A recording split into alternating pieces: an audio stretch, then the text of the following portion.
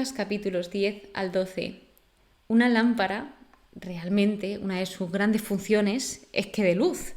Y si tenemos una lámpara, lo más normal es que se ponga en un sitio para que alumbre, en concreto, si hablamos de una casa, a toda la casa o a una habitación. Pero no tendría ningún sentido que tuviésemos una lámpara y la pusiésemos debajo de una mesa o debajo de una cama, es decir, en un sitio donde no se ve la luz. ¿Y para qué necesitamos la luz? Pues para muchísimas cosas, sobre todo diría que lo esencial es para ver. Y, por ejemplo, para no tropezarnos, para ver qué es lo que estamos haciendo, para poder realizar diferentes tareas, porque sin luz es un poco complicado, la verdad. Pues bien, una de las cosas que más se repite es la luz, el ser luz, da luz. Y justo cuando estaba estudiando estos 3 capítulos, el salmo del Evangelio del día era el siguiente: lámpara es tu palabra para mis pasos. Este es el versículo que se repetía y que se decía después de cada versículo en el Salmo. Entonces, lámpara es tu palabra para mis pasos. ¿Qué quiere decir esto? Que la palabra de Dios es luz, que nos hace ver, es decir, aquello que nosotros seguramente no veamos, Dios nos lo muestra con su palabra, porque la palabra de Dios es verdad. Todo lo que Él dice es cierto y lo hace todo para nuestro bien. Él es objetivo, hechos. Así que este es del Salmo 118 y el versículo 105a. ¿Qué tratan estos capítulos? ¿De qué vamos a hablar? Se pide porque los obreros vengan a la mies, porque hay mucha mies pero pocos obreros. Entonces, esto también lo podemos hilar porque los discípulos le preguntan a Jesús, le piden, mejor dicho, a cómo orar. Enséñanos a orar. Y Jesús es donde les muestra el Padre Nuestro, que para mí es una oración muy, pero que muy completa y muy buena, y que a mí, de verdad, me cambió la vida esta oración. Habla de acción, de movimiento, de que no podemos estar quietos. Fijaos, Jesús es que no para, está en camino y es que va de un sitio para otro, haciendo curaciones, enseñando la palabra, también contestando preguntas, aclarando dudas, respondiendo a aquellos que intentaban pillarlo constantemente. Él va advirtiendo en específico a sus discípulos, a sus seguidores, y de que van a ser perseguidos, de que las persecuciones vendrán. También habla de que el Señor le ha revelado todas las cosas a los sencillos y se la ha ocultado a los hombres sabios y entendidos. El dar gracias por ver, que es importante que demos gracias por aquello que podemos ver y que otros quieren ver y no pueden. Por ejemplo, aquí me recordé de un caso y es un amigo mío que una vez me dijo: es que a mí me encantaría tener fe, pero no puedo. Y yo hasta ese punto sí que es verdad que ahí había aprendido que la fe era un don, pero no sabía que era tan difícil. Es decir, la fe realmente imposible no es, porque la fe se debe pedir, pero sí que es verdad que debemos de dar gracias por aquello que tenemos.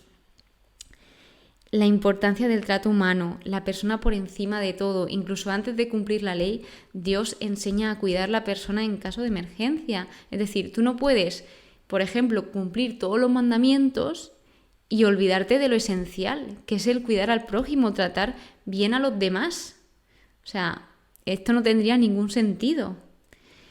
También, en cuanto a esto, lo importante que es saber recibir la corrección y recibirla de una forma positiva, porque en muchas ocasiones, como nos dicen la verdad, y la verdad en casos nos suele dar un poco de rabia porque no es lo que queremos oír, pues hay veces que no sabemos recibir la corrección, pero debemos de pensar a ver qué estamos haciendo bien y qué no estamos haciendo bien, para también esto que nos ayude a mejorar como persona. A quien mucho se le da, mucho se le reclama. El no temer, como Jesús siempre va diciendo esta frase: no tengáis miedo, no temáis, continuamente, cosa que Dios en el Antiguo Testamento no para de repetir también: no tengáis miedo, no temáis. ¿Cómo saben y cómo Dios nos conoce y cómo Dios sabe la debilidad humana, lo grande que es? Resalta nuestro valor de que no tenemos precio, de que somos valiosos. Otra cosa que enseña es a confiar en la providencia. Y el confiar en la providencia implica no preocuparse por diferentes cosas. Es el dejar todo en manos de Dios. De Señor, sé que tú sabes mucho más que yo, entonces te dejo esta preocupación, este miedo, esta duda, lo dejo en tus manos. Y os aseguro que Dios sabe lo que hacer. El escuchar y poner en práctica la palabra de Dios. Esto es muy importante. El saber también ver qué es lo que el Señor me está queriendo decir con la palabra. Los ojos son la lámpara de nuestro cuerpo y se nos llama a alumbrar a los demás. Hay que cuidar la luz que hay en nosotros y también se invita a que estemos preparados. No simplemente hay que limpiar por fuera, sino también por dentro. Y esto es un fragmento en que están Jesús y los fariseos, los líderes religiosos, y ellos siempre, pues claro, por fuera iban impecables, ellos se creían lo más justos del mundo, sin embargo, por dentro no eran para nada todos los limpios que estaban por fuera. Entonces se nos llama así a que hay que cuidar nuestro exterior, pero también nuestro interior, que es muy, pero que muy importante. Y también generalmente se enseña a guardar de la hipocresía y de la avaricia. Por lo tanto, vamos al capítulo 10, vamos a indagar un poco más en estos capítulos, donde aquí habla de la misión de los 72 discípulos, que estos no son los 12, estos son, aparte de los 12, Jesús envía 72 discípulos delante de él de dos en dos. Según los estudios, dice que el 12 es la cifra de Israel, por eso estaban los 12 apóstoles, los 12 discípulos, y los 72 discípulos es la cifra de las naciones paganas. La mies es mucha, pero los obreros son pocos. Rogad al dueño de la mies que envíe los obreros a su mies. O sea, aquí no simplemente está diciendo esto, sino que también luego continúa diciendo: andad, mirad que yo os envío como corderos en medio de lobos. Es decir, no es fácil, pero aún así el Señor les está diciendo: os va a suceder esto, sin embargo, andad. Y luego también les dice el cómo ir. Entonces, primero está la oración, el segundo esa llamada a la acción, andad, y el tercero el cómo ellos debían ir. Jesús, antes de enviarlos, siempre los preparaba. Por eso él destaca tanto la preparación, lo importante que es que una persona se prepare para cualquier cosa. Es importantísimo. Jesús reprende a las ciudades infieles diciendo que si se hubiesen hecho esos milagros que se habían hecho en esas ciudades infieles, en otras, seguramente se hubiesen arrepentido. Sin embargo, a pesar de todos esos milagros, ellos seguían rechazando el mensaje de Jesús.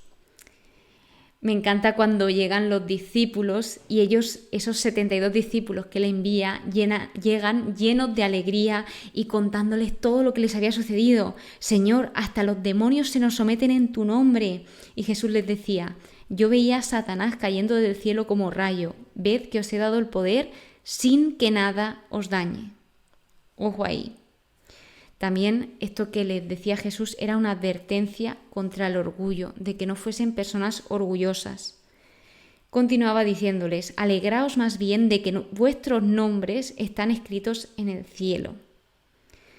Luego se ve una oración de alabanza al Padre, de Jesús hacia el Padre, donde él está lleno de gozo bajo la acción del Espíritu Santo. Y dice esto de que él ha ocultado esas cosas a los hombres sabios y entendidos y se las ha manifestado a los sencillos. Continuando con esta frase, este versículo tan famoso: nadie conoce al Padre sino el Hijo y aquel a quien el Hijo se le quiera manifestar. Aquí se muestra esa relación que Jesús tenía con su Padre. Si Jesús oraba, ¿cómo no vamos a orar nosotros? Dichosos los ojos que ven lo que vosotros veis. Muchos profetas y reyes quisieron ver y no vieron, y oír y no oyeron. El mandamiento más importante, ¿cuál es? El amor a Dios y el amor al prójimo. Que esto se lo preguntó un doctor de la ley a ver cómo podía heredar o qué había que hacer para heredar la vida eterna. Y Jesús le contesta con esto, con el amor a Dios y al prójimo. Haz eso y vivirás. Y viene una pequeña historia que le cuenta a Jesús para que aprenda esto, y es que un hombre iba andando de Jerusalén a Jericó, donde unos ladrones le robaron y le hirieron gravemente. Entonces el hombre se quedó en el suelo medio muerto.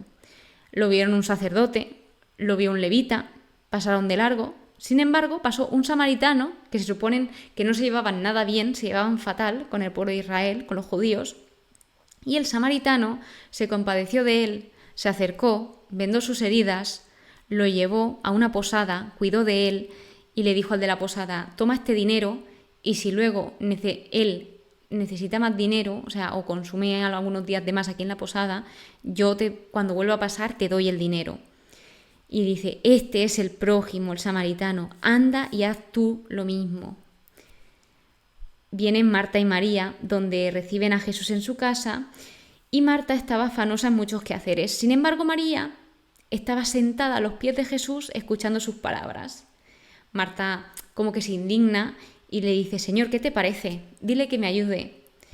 El Señor le dice: Marta, Marta, tú te preocupas y te apuras por muchas cosas y solo es necesaria una.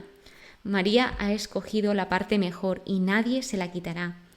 Aquí destaca esa importancia de poner el foco en Jesús, de que sí, hay que servir, hay que hacer cosas, pero también hay que escuchar al Señor y hay que centrarse en el Señor. El capítulo 11 empieza hablando de la oración, de que Jesús está orando, Jesús enseña a sus discípulos cómo orar y la eficacia de la oración. Invita a persistir en ella. Pedid y se os dará, buscad y encontraréis, llamad y se os abrirá. Y dice aquí: nuestra persistencia, esto en el estudio bíblico, no cambia a Dios, sino a nosotros, desarrollando un corazón y una pasión por lo que Dios quiere. ¿Y por qué por lo que Dios quiere? Porque lo que Dios quiere siempre es lo mejor para nosotros. Dice Dios: pues si vosotros, que sois malos, sabéis dar a vuestros hijos cosas buenas, cuánto más el Padre del cielo dará el Espíritu Santo a quien se lo piden. Es decir, antes de esto, lo que Jesús está dando a entender es que si tú a tu madre le pides un trozo de pan, no te va a dar una piedra, te va a dar un trozo de pan. Entonces, ¿cuánto más vuestro Padre del cielo? Jesús refuta una calumnia de sus enemigos. Aquí es cuando él expulsa a un demonio que había dejado mudo a un hombre y él, al curarlo, habla. Y empiezan a decir que él es Satanás o que tiene demonios. Y entonces Jesús les dice: si Satanás se divide contra sí mismo, ¿cómo podrá subsistir su reino? Es decir, no tenía ningún sentido. El que no está conmigo está contra mí, y el que no recoge conmigo desparrama. Es decir, ¿estás con Jesús o en contra de Jesús? Esto es una gran pregunta. Los verdaderos dichosos. Hay una mujer que de repente le dice a Jesús: dichoso el vientre que te llevó y los pechos que te amamantaron. Y Jesús le responde: dichosos más bien los que escuchan la palabra de Dios y la ponen en práctica. Lo que está diciendo es que sin deshonrar a su madre, Jesús está señalando la conexión mayor y más importante entre él y los que oyen y guardan la palabra. Los judíos piden una señal. En constantes veces ellos están pidiendo señales y señales y señales y ellos no paran de ver milagros y milagros y milagros, pero no lo ven. Ven, pero como si no hubiesen visto nada. Entonces Jesús vuelve a repetir que no hay ninguna señal más que la de Jonás. La de Jonás fue para los ninivitas, los habitantes de Nínive, y la del Hijo del Hombre era para esa generación. Habla también de la Reina del Sur, que la Reina del Sur fue una mujer que fue a escuchar la sabiduría de Salomón, que era el hijo de David, en el Antiguo Testamento. Por lo tanto, una enseñanza de aquí es que los gentiles tenían el corazón mucho más abierto a las cosas de Dios que aquellos que solían decir que tenían el corazón puesto en Dios. Y ellos sí que aceptaron a los mensajeros de Dios, cosa que aquellos que se estaban quejando todo el rato no aceptaron a esos mensajeros. La luz del alma, la lámpara encendida no debe de estar escondida en el candelero para que alumbre. La lámpara de tu cuerpo son los ojos, que los ojos pueden estar sanos o enfermos. Sanos, todo tu cuerpo iluminado, y enfermos, todo tu cuerpo estará oscuro. Cuida, por tanto, de que la luz que hay en ti no esté apagada. Hipocresía de los maestros de la ley y de los fariseos. Un fariseo invita a Jesús a comer con él. Vemos aquí el gran amor de Jesús, porque fijaos que ellos siempre estaban intentando pillarlo. Sin embargo, vemos cómo Jesús accede a ir a comer con ellos. El fariseo estaba extrañado porque Jesús no se lavó las manos antes de comer. Entonces Jesús es cuando aquí sí que les dice: limpiáis por fuera y no por dentro. hacéis una cosa descuidando otra. Los doctores de la ley aquí le dicen que están ofendidos y Dios dice que le pedirá cuentas a esta generación de aquellos que muchos de ellos habían matado. Ni entráis ni dejáis entrar. Esto pasa mucho, que hay personas que se quedan en medio de un sitio y ni entran ni dejan entrar. Y esto era lo que estaban haciendo los fariseos con la gente del pueblo. Y este capítulo, antes de pasar al siguiente, quería acabarlo con esto que leí. Los líderes religiosos respondieron en manera como muchos lo hacen cuando se enfrentan con la corrección y la verdad de Dios. En lugar de recibir con humildad la corrección, respondieron con acusaciones indignas.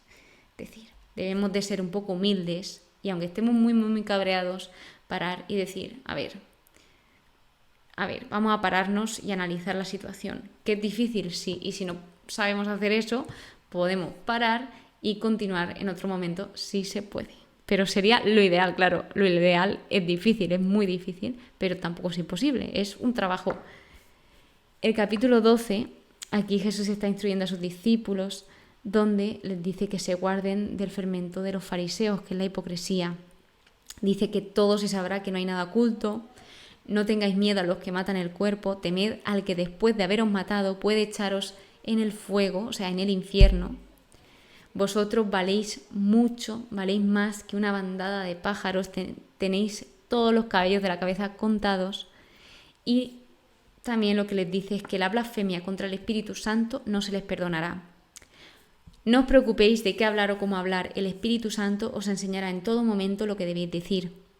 Hay otra parábola, que es la parábola del rico insensato, donde él hace planes de negocio y de vida y se deja todo como perfecto para ya tener la vida asegurada hasta su muerte.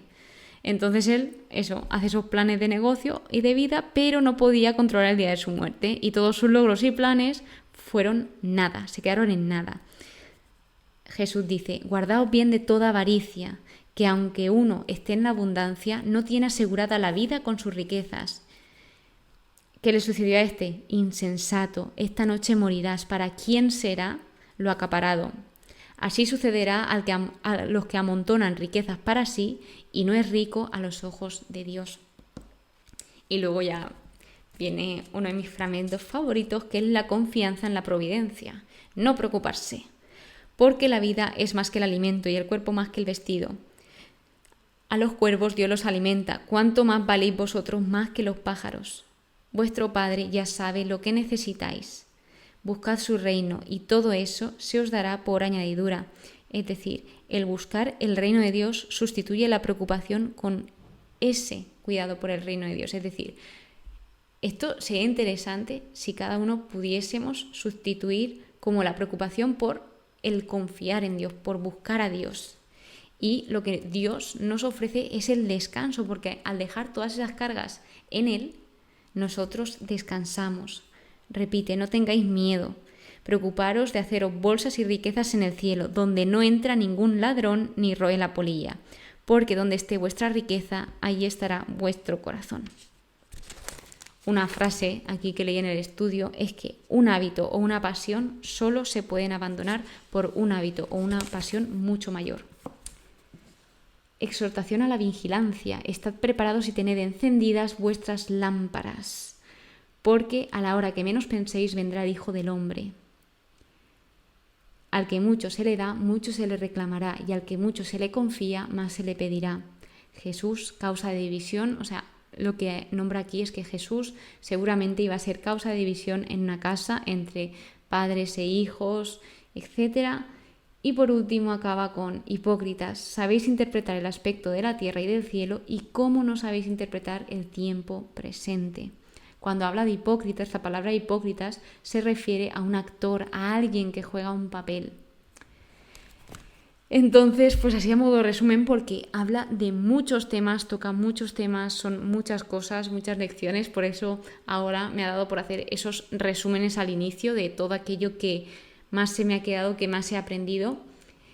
Y pues recordaos que esa lámpara, que no dejemos de ponerla en un sitio para alumbrar a los demás y que no nos dé vergüenza alumbrar, sino todo lo contrario, que si no alumbramos, al final muchos tropezarán, pero si alumbramos con la luz de Dios, seguramente muchos puedan ver. Muchísimas gracias por estar aquí, muchísimas gracias por escucharme. Espero que pases muy, pero que muy buen día y que Dios te bendiga.